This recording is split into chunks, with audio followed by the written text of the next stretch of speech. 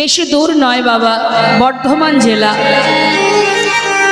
বর্ধমান জেলায় মুকুন্দ দাস, যার একমাত্র ছেলে, যার নাম রঘুনন্দন, যাদের ছিল একটা গোপীনাথ বিগ্রহ। রাধাকৃষ্ণ ছিল, গোপীনাথ বিগ্রহ ছিল। মন দিয়ে শুনবেন মা, ওমা বসুন, আস্তে কথা বলবেন না, বসুন। মুকুন্দ দাস ভালো কবিরাজি করতে পারতেন, হাত যশ ভালো ছিল তার। আগেকার সময় এত ওষুধপত্র তো ছিল না। কোনো ব্যক্তি অসুস্থ হলে গ্রামের মধ্যে যারা ভালো কবিরাজি জানে, যারা বৈদ্য আছে, তাদেরকে ডাকা হতো। তা মুকুন্দ দাসের হাত এত ভালো ছিল, সে বিভিন্ন গাছগাছরা দিয়ে ওষুধ তৈরি করে, পাচন তৈরি করে দিলে সেই রোগ ভালো হয়ে যেত। সেই সময় নবদ্বীপের রাজা ছিলেন নবাব হোসেন। সেই নবাব হোসেন শারীরিক ব্যাধি সারিয়েছিলেন সবার অলক্ষ্যে ওই মুকুন্দ দাসের হাত থেকে।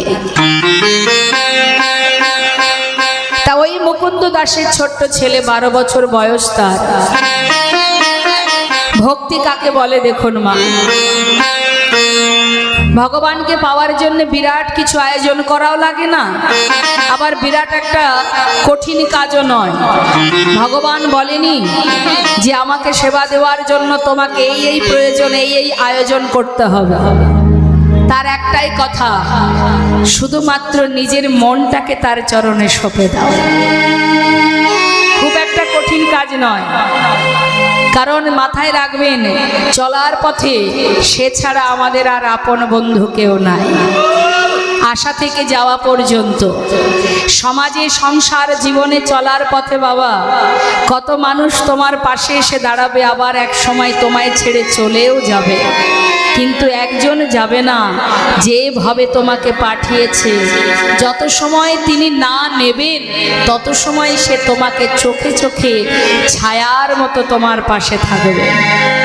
যারা দেখতে পায় তারা সকাল সকাল তার কাছে যায়, আর যারা দেখতে পায় না তারা এই অন্ধকার কারাগারে ঘুরে বেড়ায়। তামা মুকুন্দ দাস গালে হাত দিয়ে চিন্তা করছে, আমি একা মানুষ, গ্রামে একজন অসুস্থ, সেখানেও আমাকে যেতে হবে, ঘরে আমার গোপীনাথের সেবা, কোন দিকে যে আমি আগে যাই, কোনটা আগে করি। এমন সময় 12 বছরের ছেলে রঘুনন্দন বলছে, বাবা এত চিন্তা কি আছে তোমার? আমি তো আছি, এক কাজ করো, আমি তো আর কবিরাজি জানি না, তুমি নাই গ্রামের কাজে যাও, আর ওই গোপীনাথের সেবা, ওটা না হয় আজ আমার ওপরে ছেড়ে দাও। মুকুন্দ দাস মৃদু মৃদু হেসে বললেন, সেবা দেওয়া বললে কি আর সেবা দেওয়া হয় রে বাবা? ভগবানের সেবা বলে কথা, তাকে সেবা দিতে গেলে অনেক নিয়ম আছে। ওমা আসতে, হরে কৃষ্ণ, মাতাজি আসতে, কথা নয়। এই বাচ্চা, এই বস বস। তা বাবা,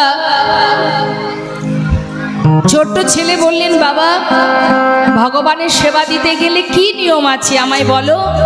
বলছে, অনেক মন্ত্র জানতে হয়, নিবেদন মন্ত্র, আবার কিছুক্ষণ পরে আচমন মন্ত্র, পূজা করতে গেলে তার অনেক নিয়ম আছে, মন্ত্রতন্ত্র, তুমি তো বাবা জানো না।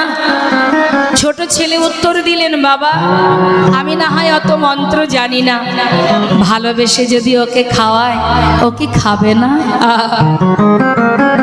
মুকুন্দ দাস ভাবছে, সত্যি তো তাই, সবার ঊর্ধ্বে তো ভক্তি।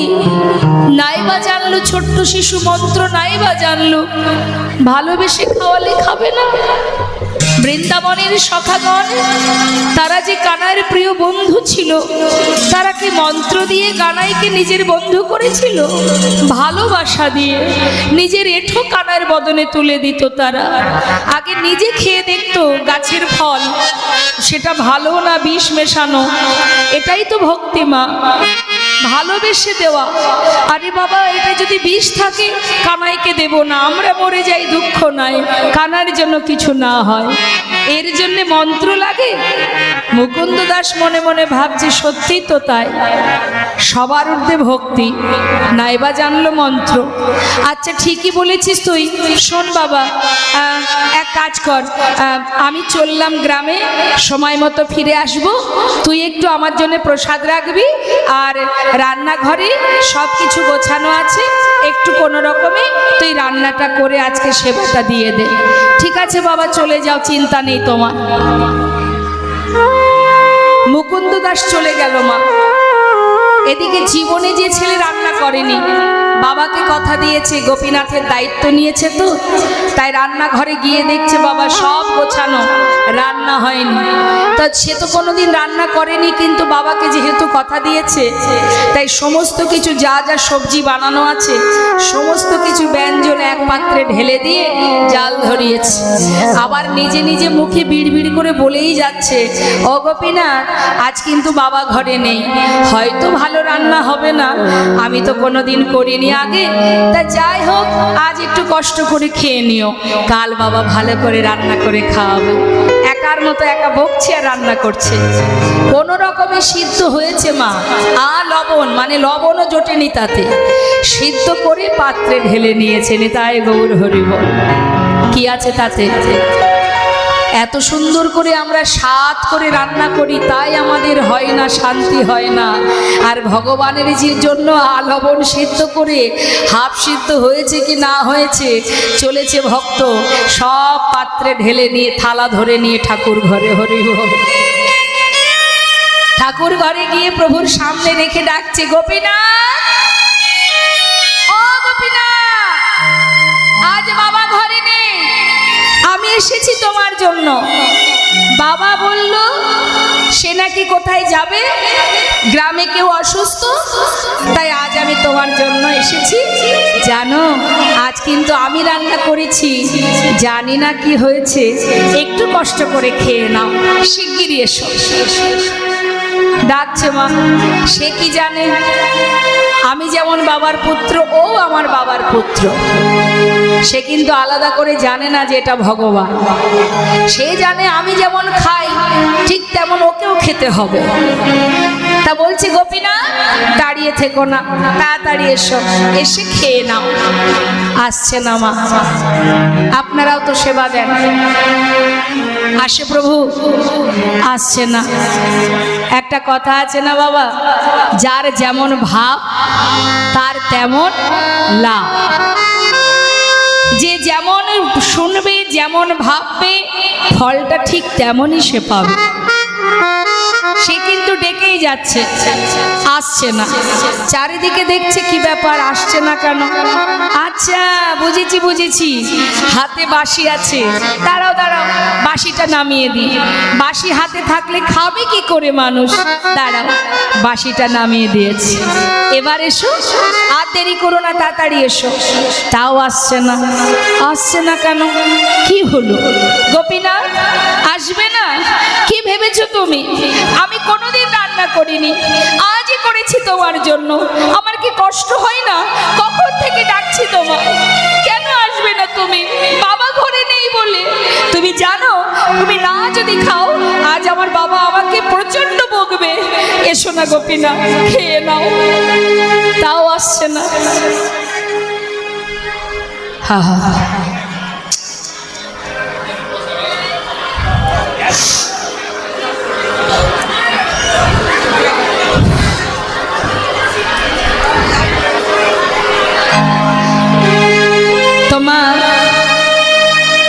হঠাৎ চারিদিকে ঘুরে ঘুরে দেখছে দরজাটা খোলা। সে কিন্তু চোখে যেটা দেখেছে সেটাই করছে। বাবা দেখেছি দরজা বন্ধ করে সেবা দেয়। দাঁড়াও দাঁড়াও, দরজাটা খোলা আছে, তাই তুমি আসছো না? দাঁড়াও। আবার দরজাটা বন্ধ করে দিল। গোপীনাথ এবার তো এসো, এমন করে দাঁড়িয়ে থেকো না। দেখো আমি অনেক কষ্ট করে রান্না করেছি, কোনো দিনই করিনি আমি। এসো না গোপীনাথ, ও গোপীনাথ। এমন করে ডাকছে মা। এমন করে যদি মনে প্রাণে কেউ স্মরণ করে ভগবানকে আর দূরে থাকতে পারে গো? পারছে না মা, মনের মধ্যে চঞ্চল হয়ে উঠেছে, প্রভু আমি কি যাব না যাব না, আমি কি করব? ভক্ত এমন করে আমার কাছে এসে অনুনয় বিনয় করছে, কাতর সুরে ডাকছে, কখনো রেগে গিয়ে ডাকছে, কি করব? আমি কি যাব না যাব না? দোটানায় প্রভু আমার পাথরের মধ্যে দাঁড়িয়ে আছে। কি হলো, শুনতে পাচ্ছ না? কখন থেকে ডাকছি, শুনতে পাচ্ছ না? আমার কষ্ট হয় না? কি ভেবেছো কি তুমি? রেগে গেছে, কি মনে করেছো? শোনো, ভালোই ভালোই বলছি, যদি পারো চলে এসো, না হলে আমি যেমন না খেলে বাবা আমাকে লাঠি দিয়ে মেরে মেরে খাওয়ায়, দাঁড়াও। মন্দির থেকে বাইরে বেরিয়ে প্রচণ্ড ক্রোধের বশে একটা লাঠি জোগাড় করেছে। লাঠিটা নিয়ে মন্দিরে ঢুকে গোপীনাথের সামনে ধরে বলছে, দেখতে পাচ্ছ কি আছে? ভালো চাও চলে এসো, না হলে লাঠি দিয়ে আমি তোমাকে মেরে মেরে দিয়ে আসবো।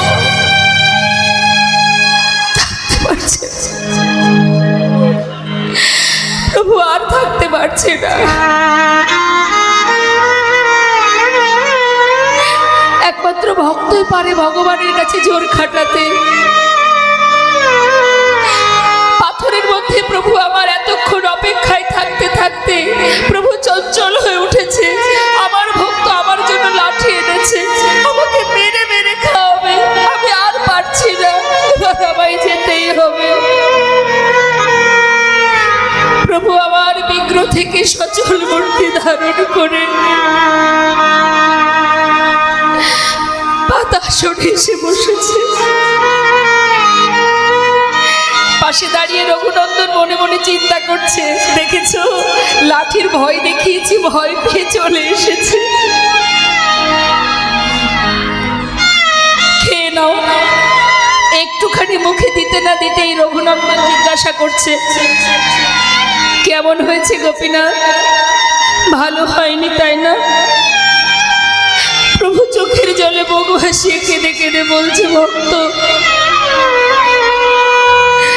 এতদিন আমি এই ঘরে আছি, কিন্তু এমন অমৃত আমি কখনো পাইনি।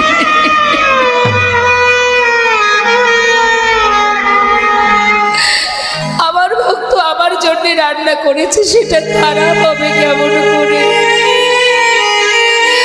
যার মধ্যে আছে অনেক প্রেম, অনেক ভালোবাসা, অনেক মুক্তি, এ যে অমৃত, এই স্বাদ, এই সুখ, এই আনন্দ আমি তোমায় বলে বোঝাতে পারবো না। খুব ভালো হয়েছে। ভগবান যদি ভক্তের ভক্তি পায় না মা, ভগবান নিজে কখন যে ভক্তের ভক্তিতে ডুবে যায় তার আর কোনো দিকে কোনো হিসাব থাকে না মা। সে তো ভক্তির কাঙাল। এবার সেবা করতে করতে করতে করতে থালায় সবই প্রায় শেষ। অবশেষে অবশিষ্টটুকু মুখের মধ্যে দিতে যাবে, অবশেষে ওই শেষটুকু যেই মুখে দেবে, এমন সময় পাশে দাঁড়িয়ে রঘুনন্দন তার হাতটা চেপে ধরেছে। গোপীনাথ, তুমি কি বলো তো? আগে তো আসছিলে না, এসেছো ঠিক আছে, খাচ্ছ খাও, তাই বলে তুমি সব খেয়ে নেবে? এখনো আমি খাইনি, বাবা খাইনি, পুরোটাই তো তোমায় দিয়েছি, আমাদের জন্য একটু রাখলে না? সব খেয়ে নিলে, আমরা কি খাবো? আমার বাবা কি খাবে বলো? প্রভু বলছে, জানো ভক্ত, অনেকদিন পর না এত সুন্দর রন্ধন, এত স্বাদ, এত ভালো হয়েছে যে আজ আর না আমার কারোর কথা মনে ছিল না, আমি সব খেয়েছি। আচ্ছা ঠিক আছে, আমার ভুল হয়ে গেছে, যেটুকু হাতে আছে এটুকু আমি তোমার জন্য রেখে গেলাম, তুমি খেও কেমন? যেই না মা অবশিষ্টটুকু রেখে ভগবান পাথরে মিলিত হলেন, পাত্রে তো বেশি ছিল না, সেটুকু সেবা করে ভালো করে থালাটা ধুয়ে গুছিয়ে রেখে চলে এসেছে। যথাসময়ে মুকুন্দ দাস গ্রামের কাজ সেরে ঘরে ফিরেছে। এসে ডাকছে, রঘুনন্দন বাবা সেবা দিয়েছিস? হ্যাঁ, যা আমার বড় কাজটা করেছিস তুই, আমার যে কত বড় উপকার হলো রে। যাক শোন, সারাদিন না খেয়ে আছি, কোথাও একটু প্রসাদ জোটেনি, আমি একটু হাত পা ধুয়ে আসি, আমার জন্য প্রসাদ নিয়ে আয়। বাবা আজ আর প্রসাদ নেই। কেন নেই? কি হয়েছে? প্রসাদ কোনো ভক্ত এসেছিল নাকি বাড়িতে? কেউ আসেনি, তাহলে প্রসাদ কি হলো? কি আর হবে, সবই তো গোপীনাথ খেয়ে নিচ্ছিল। ভাগ্যিস আমি হাতটা ধরেছিলাম, আমার জন্য একটুখানি রেখেছিল, আমি খেয়ে নিয়েছি। মুকুন্দ দাস চিন্তা করছি, এটা কি করে হতে পারে? আমি তো প্রতিদিন সেবা দিয়েছি, সে তো খাই না, আর আজ আমি ঘরে নেই, আজই গোপীনাথ খেলো। ঠিক আমার ছেলে মিথ্যা কথা বলছে। ছি ছি ছি, আমি এমন সন্তানের জন্ম দিয়েছি যে আমায় মিথ্যা বলল।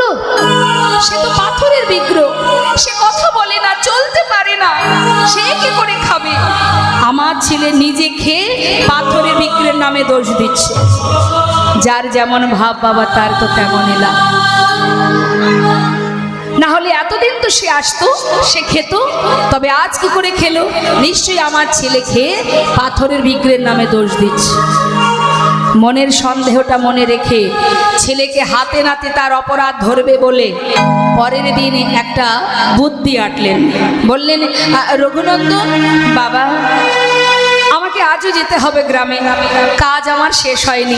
তা শোন, আজ আর তোকে রান্না করতে হবে না, আমি ঘরে নাড়ু তৈরি করে রেখেছি, গোপীনাথ নাড়ু খেতে ভালোবাসে, তুই আজকে নাড়ুটা ভোগ দিয়ে দিবি, কেমন? ঠিক আছে ঠিক আছে বাবা, তোমার চিন্তা নেই। গোপীনাথের এই কথাটা বলে মুকুন্দ দাস গ্রামের কাজে যায়নি মা। ঘর থেকে বেরিয়ে মন্দিরের পিছনে দেয়ালে কান পেতে দাঁড়িয়ে আছে। কেন?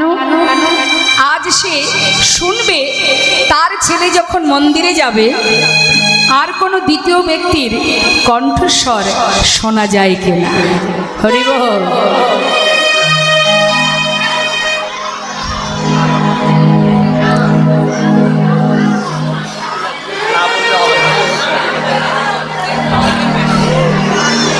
জয় রাধে। যে মাতাজিরা চলে যাচ্ছেন, অন্তত মুখটা বন্ধ করে চলে যান, তাহলে পরিবেশটা সুন্দর থাকবে। যাচ্ছেন বক বক করতে করতে যাচ্ছেন, পরিবেশটাকে আগে বুঝুন, এখন বর্তমান কোন পরিবেশটা আছে। আর যে মাতাজিরা ভিতরে আসার চেষ্টা করছেন, আমি অনুরোধ করব, আসরের মধ্যে এসে ভক্তের মনটাকে বিচলিত করবেন না। পিছন দিকে জায়গা থাকলে সেখানে বসে যাবেন। লীলা কথা শ্রবণটাই গুরুত্বপূর্ণ, সামনে এসে বসাটা গুরুত্বপূর্ণ নয়। ঘরের কোণে বসেও যদি কোনো ব্যক্তি মনে করে এখান থেকে অনেক দূরে ওই যে শেষে যে ভক্তরা বসে আছে, তারা কি লীলা শুনছে না? পরম ভক্ত এটাই মা। দূরে বসেও কান যদি ঠিক থাকে, মানুষ প্রকৃত চোখ দিয়ে প্রকৃত দেখা যায় না, কান দিয়ে দেখতে হয়। কান দিয়েই সঠিক দেখা যায়। যত শুনবেন ততই জানা যাবে, চোখে দেখলে সব কিছু সঠিক দেখা হয় না। তাই মন দিয়ে কান পেতে শুনুন। হরে কৃষ্ণ।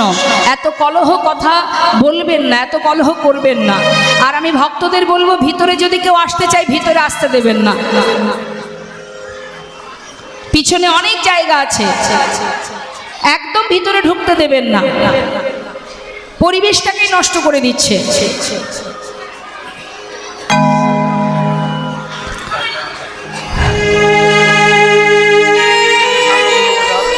তোমা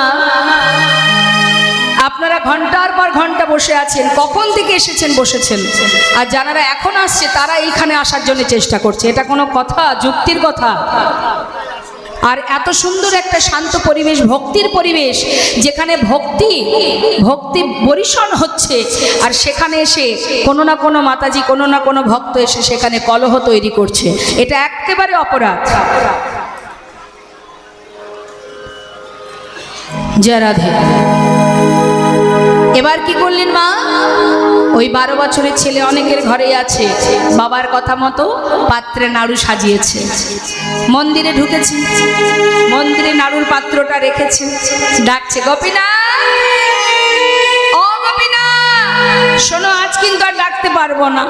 কাল যে এসেছিলাম আজও আমি এসেছি, আজ কিন্তু আর ডাকবো না। চিনতে পারছো আমার? ওই যে কাল এসেছিলাম, শিগগির এসো। জানো আজকে বাবা তোমার জন্য নাড়ু পাঠিয়েছে, তুমি নাকি নাড়ু খেতে ভালোবাসো, শিগগিরই এসো।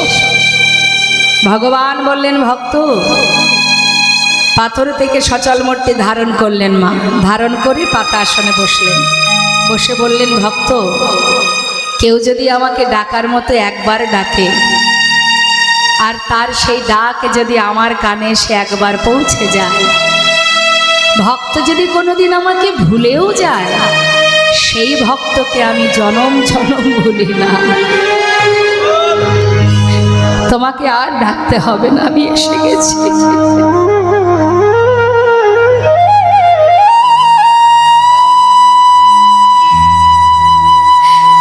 নাড়ু এনেছো আমার জন্য? হ্যাঁ গো, তুমি নাকি নাড়ু খেতে ভালোবাসো, তাই বাবা বলল নাড়ু দিতে, খেয়ে নাও। কে করেছে নাড়ু? বাবা।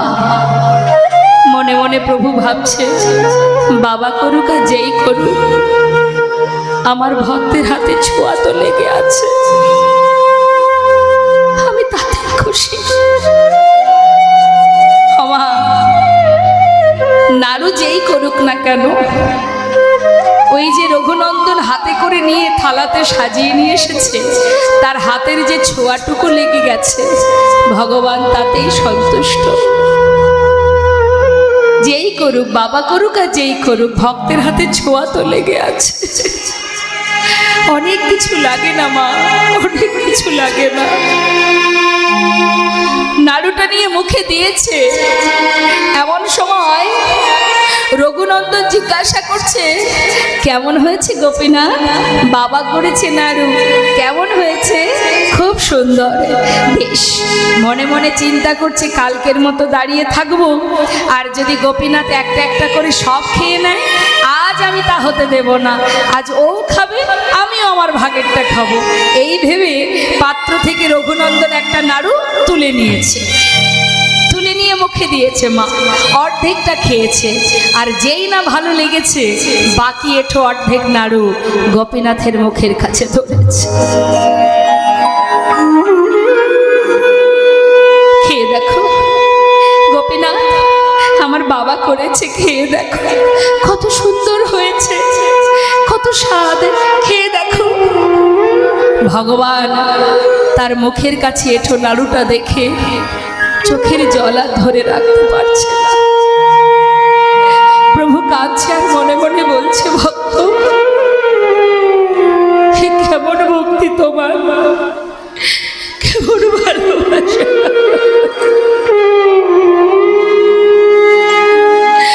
নিজের মুখের উচ্ছিষ্ট সেটা তুমি আমাকে খাওয়াচ্ছ, এতটুকু তোমার মধ্যে সংকোচ দ্বিধা হচ্ছে না। কত ভালোবাসলে তবে নিজের উচ্ছিষ্ট আমার বদনে তুলে দিতে পারে। প্রভুর চোখে জল দেখে রঘুনন্দন বলছে, গোপীনাথ কাঁদছো কেন? আমার এঠো নাড়ুটা দিয়েছি তাই কাঁদছো? ভগবান বলছে, না, আমি সেজন্য কাঁদছি না। আমি কাঁদছি যে তুমি যদি তোমার এঠো নাড়ু আমাকে খাওয়াতে পারো, তবে কি আমার এই প্রসাদী নাড়ু আমি তোমায় খাওয়াতে পারি। ও এই জন্য কাঁদছো? আচ্ছা ঠিক আছে, তাহলে তুমি আমাকে খাও, আমি তোমাকে খাওয়াই। ভগবান তার প্রসাদী নাড়ু দিচ্ছে ভক্তের বদনে, আর ভক্ত তার এঠো নাড়ু দিচ্ছে ভগবানের বদনে। ভক্ত ভগবানের মধুর মিলন, মধুর।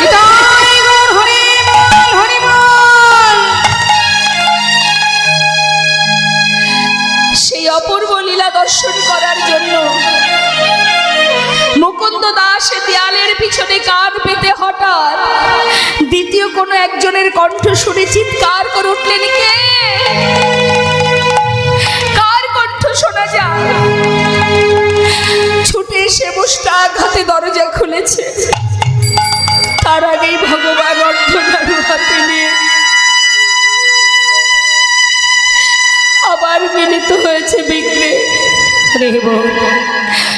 যার হাতে ছিল বাঁশি তার হাতে অর্ধনাড়ু দেখে ছুটে গিয়ে রঘুনন্দনের পা দুটি জড়িয়ে ধরে মুকুন্দ দাস কাঁদছেন। ওরে রঘুনন্দন, আমায় তুই ক্ষমা করে দে রঘুনন্দন, ক্ষমা করে দে। আমি তোকে চিনতে পারিনি, আমি তোকে পরীক্ষা করেছি।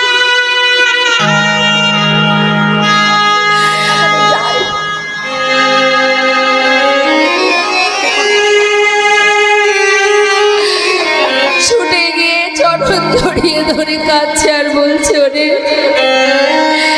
যাকে এতদিন আমি সেবা দিয়েছি সেই সেবা আমার অযোগ্য হয়ে গেছে। আয় বাবা, আমার বুকের মাঝে আয়, তোর মতো সন্তানকে বুকে জড়িয়ে ধরে এতদিনের অযোগ্য দেহ আমি যোগ্য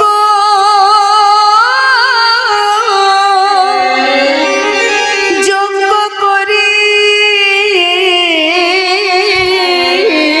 এতদিনের অযোগ্য দেহ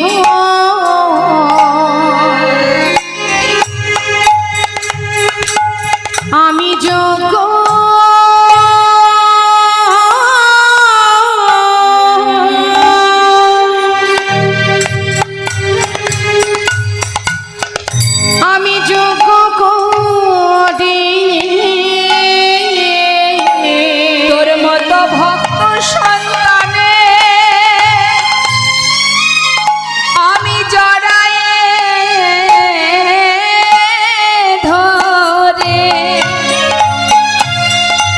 দিনের অযোগ্য দেহ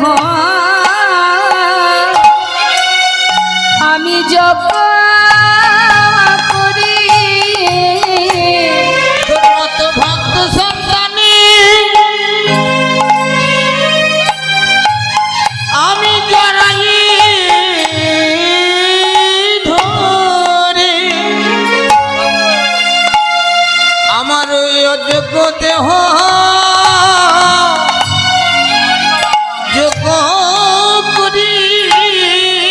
আমার মানবী জন আমি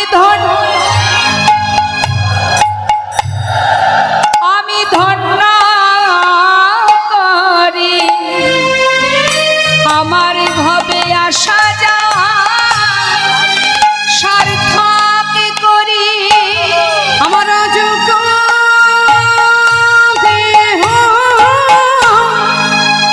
যোগ্য করে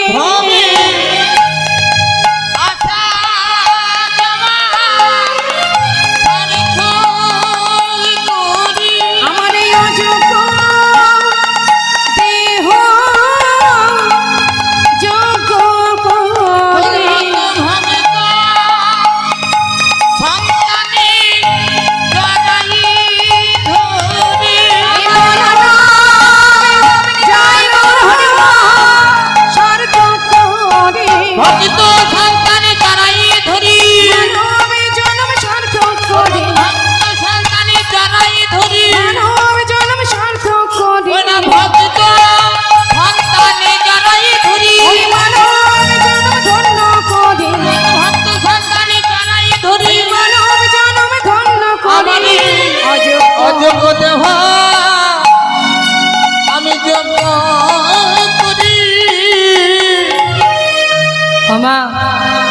আজ আমার প্রভু চোখের জলে বুক ভাসিয়ে কাঁদছে জগৎ জীবের, আজ হরি নামে প্রেমে জীবকে ভাসাবে বলে।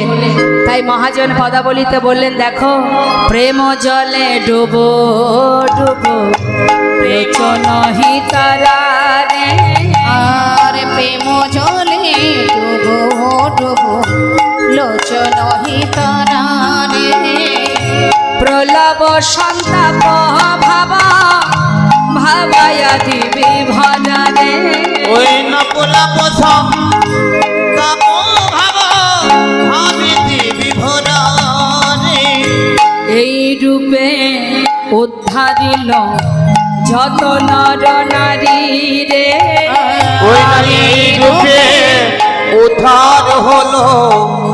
যত নর নারী রে আহা এই রূপে উদ্ধারিল যত নর নারী রে আরে রূপে উদ্ধারিল যত নর নারী রে এ রাধা মোহনে কহে কিছু না হলো হামারি মরি রে রে এ রাধা মোহন কহে কিছু না হলো আমার রে না হলো না হলো না কিছু হলো না হলো না না হলো কিছু না হলো না হলো না তো পাপি তাপি তরে গেল আমার হলো না হলো না পাপি তাপি তোরে গেল কিছু হলো না হলো না পাপি তরে গেল আমি অধম রইলাম পড়ে তাপি তরে আহারে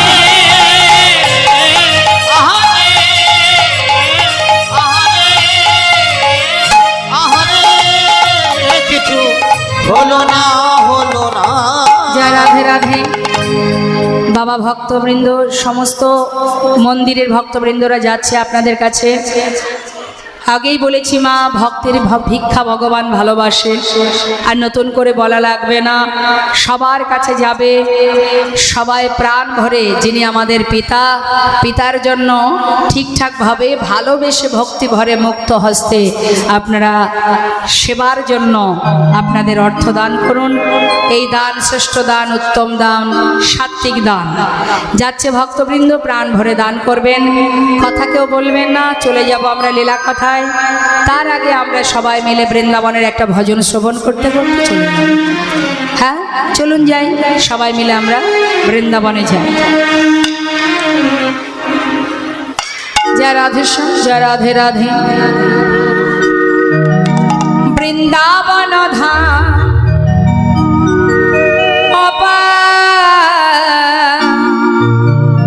जपे जा राधे राधे,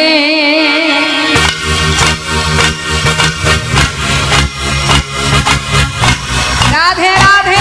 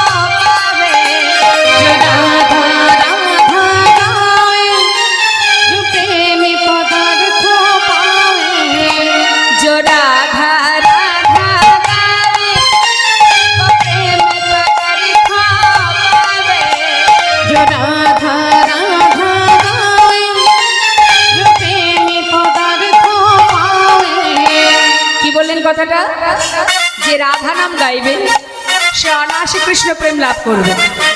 তার মানে ভজতে গেলে রাধা ভজন করতে হবে, তাই না? যদি রাধাকে ডাকতে পারো, রাধার মনকে জয় করতে পারো, তাহলে অনায়াসে কৃষ্ণ প্রেম পাওয়া যায়। একটার সঙ্গে একটা ফ্রি। বাজারে যেমন কলগেট কিনতে গেলে কলগেটের সঙ্গে কি পাওয়া যায়? Brush free. রাধা নাম করলে কৃষ্ণ নাম ফ্রি। হ্যাঁ, তাহলে গাইতে হবে তো, যে রাধা রাধা গায়ে তো প্রেম পদার্থ পাবে, যে রাধা রাধা গায়ে যে প্রেম পদার্থ পাবে, কহে যায় বেড়া পার জব রাধে রাধে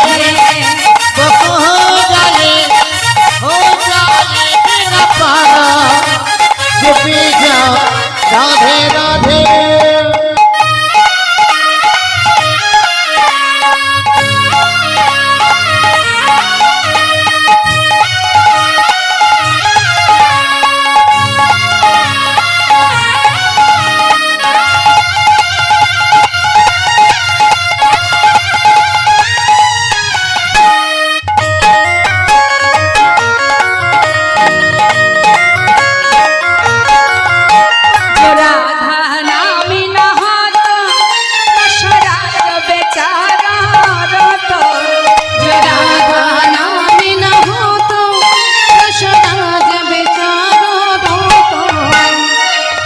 কথাটা কি বলছেন, যে রাধা নামে না হতো, অর্থাৎ রাধা নাম যদি বৃন্দাবনে না থাকতো, রসরাজ বিচারর হতো, অর্থাৎ রসরাজ গোবিন্দ সে কিন্তু বৃন্দাবনে থাকতেন না। ওই রাধা নাম আছে বলেই গোবিন্দ আছে। নাহি হতো নাহি হতো নাহি হতো কৃষ্ণ অবতার, राधे राधे नहीं हो तो कृष्ण अवतार। राधे राधे वृंदावन धाम अपार। राधे राधे आई भोले राधे राधे राधे राधे জয় রাধে। ঘোষণাটা আপনারা শুনুন, তারপরে আমরা লীলা কথা প্রবেশ করছি।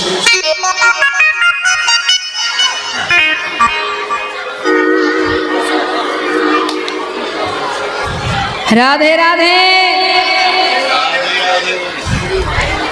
জয় রাধে।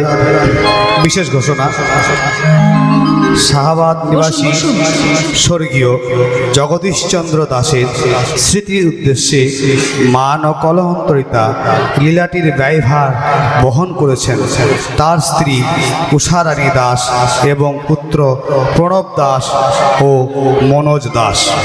আর একবার বলছি, শাহাবাদ নিবাসী স্বর্গীয় জগদীশচন্দ্র দাসের স্মৃতির উদ্দেশ্যে মান ও কলহন্তরিতা পালাটির ব্যয়ভার বহন করেছেন তার স্ত্রী উষারানী দাস এবং পুত্র প্রণব দাস ও মনোজ দাস।